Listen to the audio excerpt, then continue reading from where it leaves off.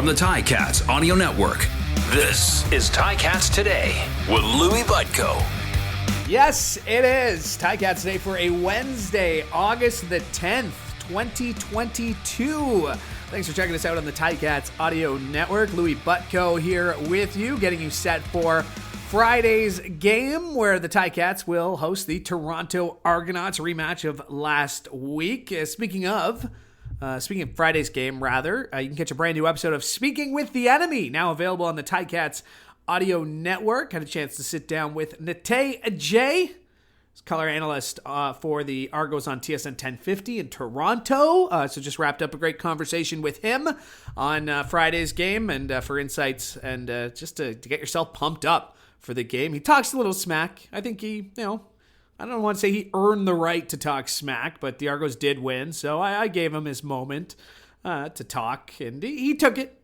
So go check it out wherever you get this show. Coming up on this show, we're going to hear from Coach Orlondo Steinauer. He's got an update on QB1, being Dane Evans, who missed his second straight practice today. So we'll get an update from Coach O on that. If he can't go, it'll likely be Matthew Shiltz, who will start at quarterback. And we heard from Matthew Shiltz today after practice, so we'll get to that coming up on today's show. And I'll be joined by the CFL.ca's Chris O'Leary. He's the managing editor at CFL.ca. So lots to get to on today's show. So let's get right into it and start with the news and notes.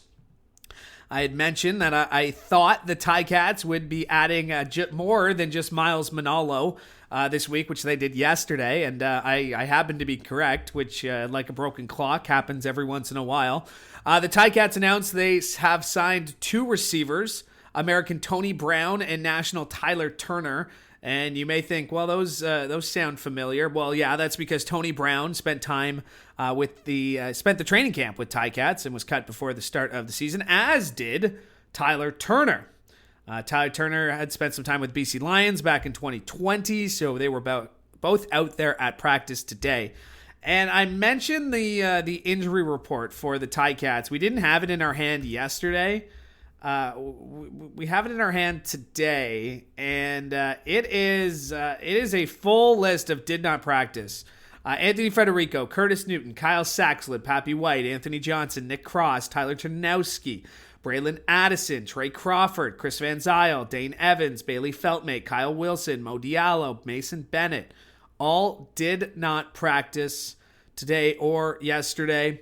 Mike Jones, he was a full participant. Lee Autry, full participant. And that's and Wes Hills, who was a healthy scratch, was a full participant. So Ticats.ca, CFL.ca, you can check out the full injury report, but it is a who's who on there. And of course, most notably, quarterback one, Dane Evans, did not practice yesterday, did not practice today. We asked Coach about that after practice, but we just started off with Coach asking about the injuries, and here's what he had to say after practice. Yep, we've been bit by it quite hard, and I know this. The one thing that I've always adopted as saying, even when I was the DC here, and even when I was the DB coach, is they're going to kick the ball off anyway. So that's just the information that we have, and then we move forward. Yeah, Dane, we'll make a decision on him tomorrow, and so it's just best right now that Matt take the majority of the reps. Well, it just depends. You just don't know how much of the game plan they actually used, what they held back. We'll see wrinkles. The players are going to remain, relatively the same. So that's a constant. And you can never control what they're going to do, if they're going to look completely different or not. I'm sure they had two different game plans, and they used the majority of it in the first game, and I'm sure we'll see the back half of it. But every game's different. So, as you know, Louie, we'll adjust if we see some things we haven't seen, but other than that, we'll be focusing on ourselves. Well, no offense, but we'll play short before you're up. Yeah. And then, so, no. Yeah, no, we had to bring in some players, right? And they'll be, our lineup will look different. Right. It'll look different. Perfect. Can't wait to see. Yeah, they're going to kick the ball off anyway, so we're going to have to cover whatever's kicked and whoever we're covering with. Yeah, we'll have a tall order. You got a Hall of Famer back there touching the football, and it doesn't take long. And the majority of the returners in this league are really good and have the ability to take it back. So yeah, we'll have our hands full, but that's what I mean by perfect. Like, you got to embrace these type of situations. You don't run from them. You run head on into them, and you see that's why you play the game. Yeah, well, it just depends on what the situation is. We've made adjustments. We had some struggles on the O-line. I feel like we shored that up. Some things that you have to shore up along the process or the process.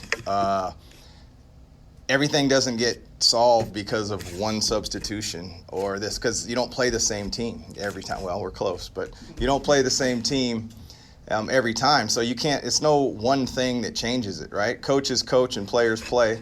Our job is to prepare them. And so I think, if you look at the football games, we've been in the majority of the football games. There's just defining moments that we have to be better at. So, this is I love the passion of the fans, and they're all entitled to that. But if we entertain every fan's thing, it's just outside noise. I take I'm supposed to shield. I'm supposed to take that. The players are supposed to play. I don't even we're inside the walls, right? And so how we handle it is how we handle it. That's not for everybody else. And so the coaching staff has the full support of me, and I understand from the inside out what we're dealing with, who we're dealing with, the injuries that we're dealing with, the improvements, the things that we've asked to change, they've changed. But I don't have any entertainment for that. There's nothing to really talk about. That is the head coach and president of football operations, Orlondo Steinauer. And that last answer there was in relation to a question about job security, I guess, for his coordinators or his assistants. So you can tell he really didn't have much time to entertain the question, but you can go to the full scrum. It's available at Ticats.ca. We'll have to wait until we have the depth chart tomorrow to know officially whether or not Dane Evans will play. We can tell you he missed practice on Tuesday. We can tell you he missed practice today, as Coach mentioned there. So if he can't go, it'll likely be Matthew Shiltz. Not likely, it will be Matthew Shiltz who will start if Dane can't go. And we had a chance to catch up with Matt after practice and asked him about whether or not he is ready to go if his number is called. I mean, I assume I am every week. Every week, even if Dane's healthy and taking all the reps, I assume I'm going to be playing. So the preparation kind of remains the same, and you approach the game like you do every other week. So we'll see how Dane's feeling as the week goes on. But in my head, I'm playing like I am every week.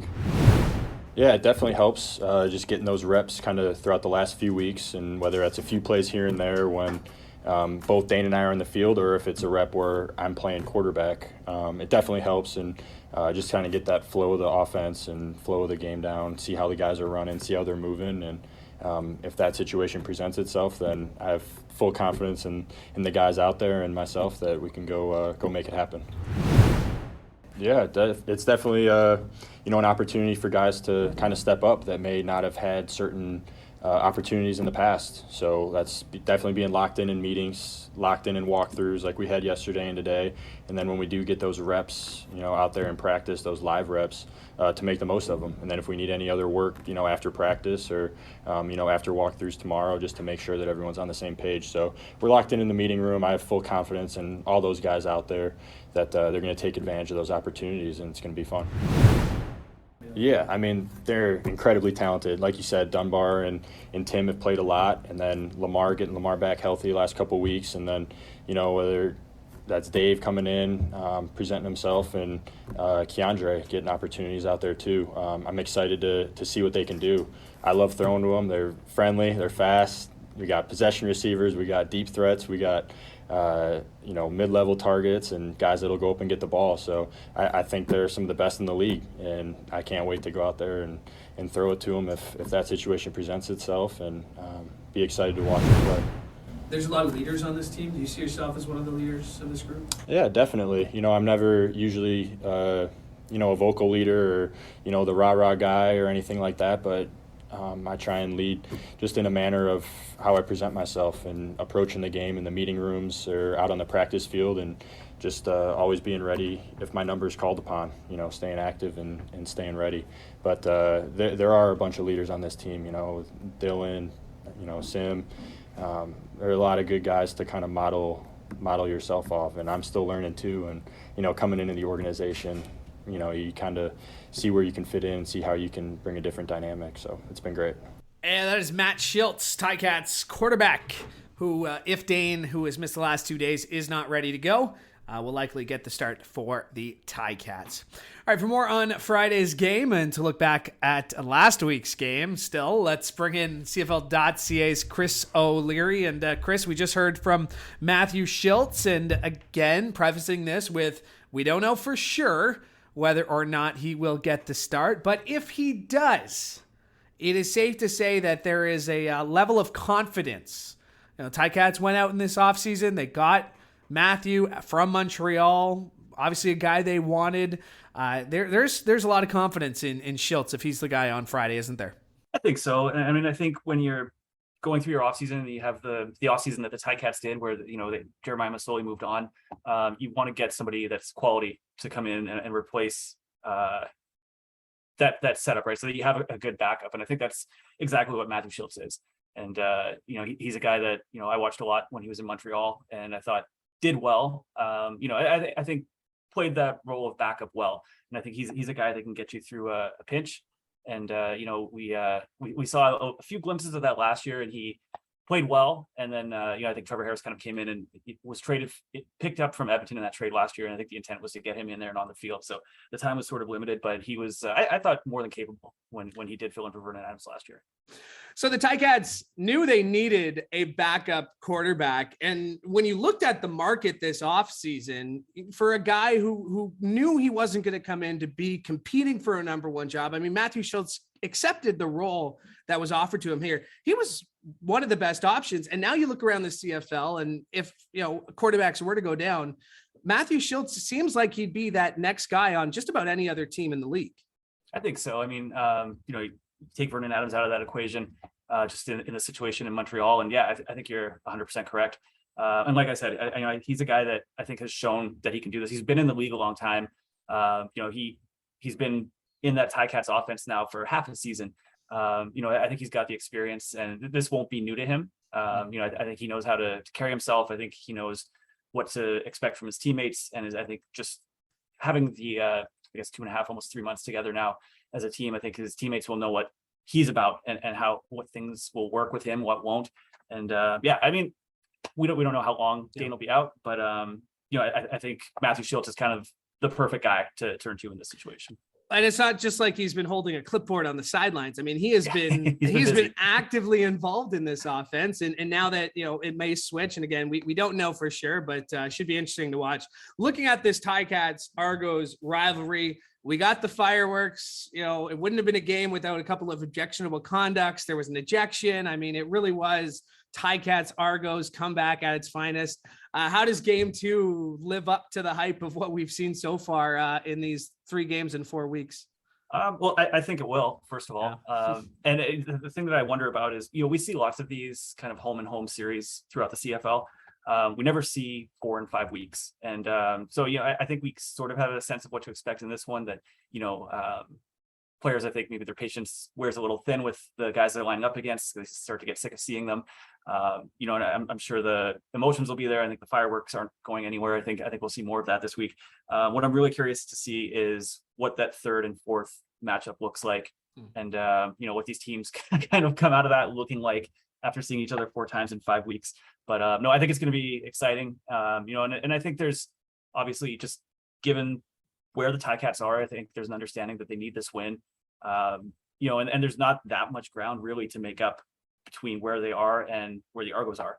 And, and I think we've kind of talked about that throughout the season, but I think there's a sense of urgency and, I think they realize this game's important. I think they'll come into this with that on their minds and they're going to be ready to go. So a couple things I want to take from that. 1, you said the Ticats need this game.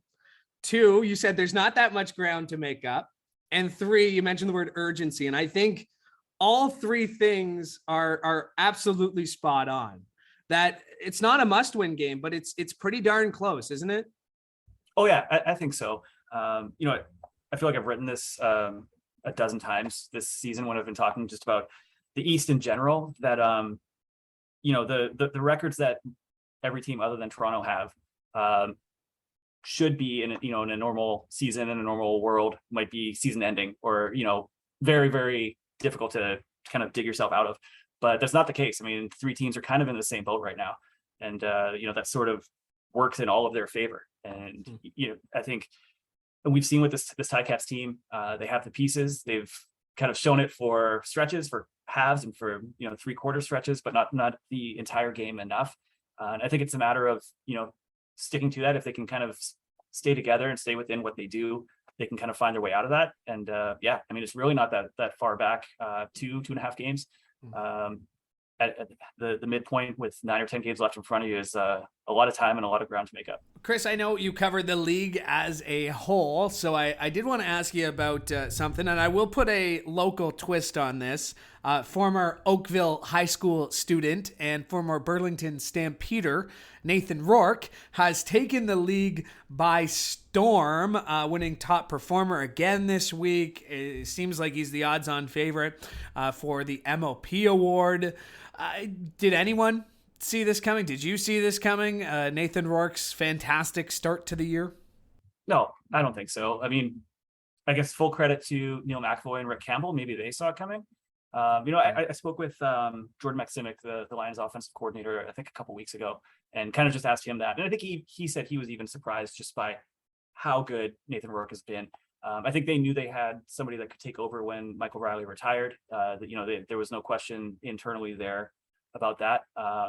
Maybe a bit of a surprise, but I mean, nobody else saw this coming. I mean, going into the season, and we were getting into training camps, I feel like I wrote it a bunch of times that it was a very interesting storyline to see these Canadian quarterbacks, and this is what you're going into your season with. But there, I think, was a ton of uncertainty around that, and and full credit to the Lions organization and to Nathan Rourke. I think he's shown. Like, I remember watching their last preseason game against Saskatchewan, and just kind of the presence he had, and sort of the command, and just the way he carried himself, even just in the post-game interview, I think on the sideline. You could sort of see there that they might have something, and then he goes into week 1 and they put up 50-something points on the Elks, and that hasn't really slowed down this year. Just incredible. And I don't think I've seen a quarterback come in and play like this in my time around the CFL. I think maybe the closest is Ricky Ray, just someone that came in as a second year starter and just ran with it and looked like an MOP. It's pretty impressive, and to me, my favorite story of the season by far. Let's go back to the Ticats before we wrap up here. Going into this game, what do they need to do differently other than finish, which we've heard about 1,000 times this season? They know it, we know it, fans know it. Other than finish, what do the Ticats need to do differently in this game to come up with a different result? That's tough. I mean, I think they've started to work toward getting the run game going over the last few weeks. I'd like to see just a continued commitment to that. And I mean, this is going to be a bit of a question mark, right? If Matthew Shiltz is starting, a lot of it's going to be on him. He's going to have to take care of the ball. And I think that Argos defense is so aggressive as we saw last week. They're going to be keyed in and looking for him to make mistakes. And so I think if he's smart with the ball, plays within himself, doesn't try to do too much, I think they've got a good shot. Like I said, he's more than capable of going in and holding his own and kind of carrying a team through a game. I think they'll come after him and they'll test that early. If he passes that test, I think they'll be in a good spot. He's the managing editor and senior writer at CFL.ca. He's Chris O'Leary. Chris, appreciate this as always. Thanks for doing this. Yeah, absolutely, man. Anytime. My thanks to Chris O'Leary for joining me today, and my thanks to you as well, because we could not do the show without your support. So thank you. We appreciate it. And make sure you check back with us tomorrow. We'll have the depth chart. We'll get you set for Friday's game. And of course, you can hear that game right here on the Ticats Audio Network. Coming through that starts at 6:30. That'll do it for us. Again, we are back tomorrow, same time, same place here on the Ticats Audio Network. I'm Louie Butko. Hoping you have a great day. Ticats Today can be heard every weekday, and we would like to hear from you. Email us at gameday@ticats.ca. Have a question or an opinion? We want to hear it. That's gameday@ticats.ca. Subscribe to the Ticats Audio Network on Spotify or wherever you get your podcasts.